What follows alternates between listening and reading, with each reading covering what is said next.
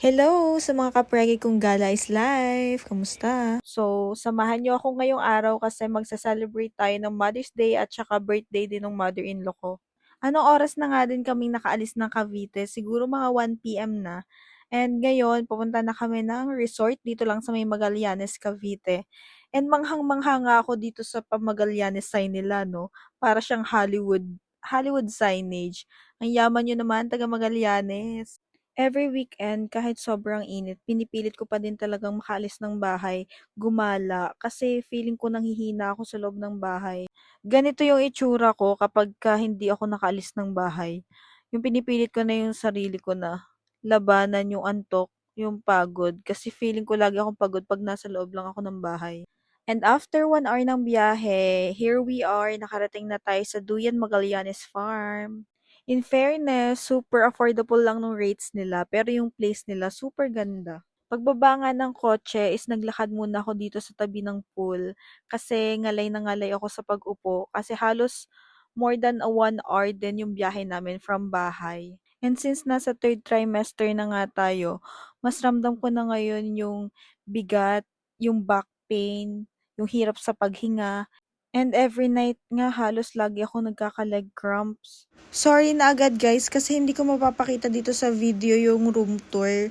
Kasi ginawan ko siya ng separate video. Medyo mahaba kasi siya. Pero i-upload ko siya separately kasi baka gusto nyo ding makita yung room.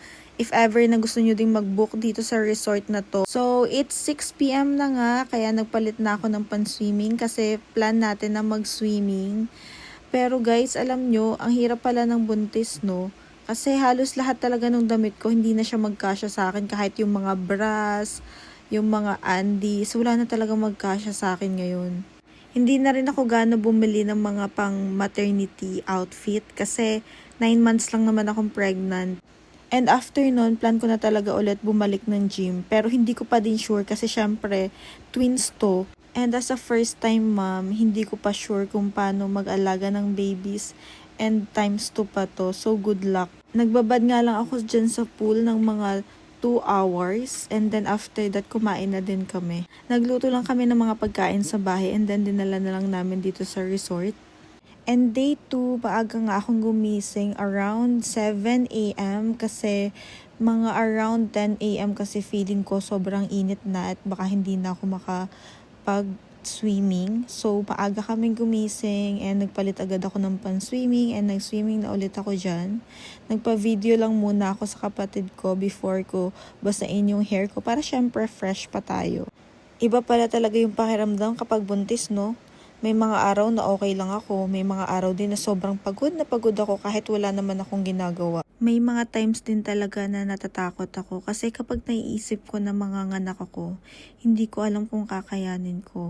Pero ayoko na lang isipin yung thought ng panganganak at saka yung sakit niya kasi alam ko naman na after that is worth it kasi makikita ko na yung 2 babies ko. Kapag nandito ako sa tubig, parang ang gaan lang ng pakiramdam. Kahit buntis ako at medyo mabigat na talaga yung katawan ko, dito kahit papano nakakapagpahinga ako.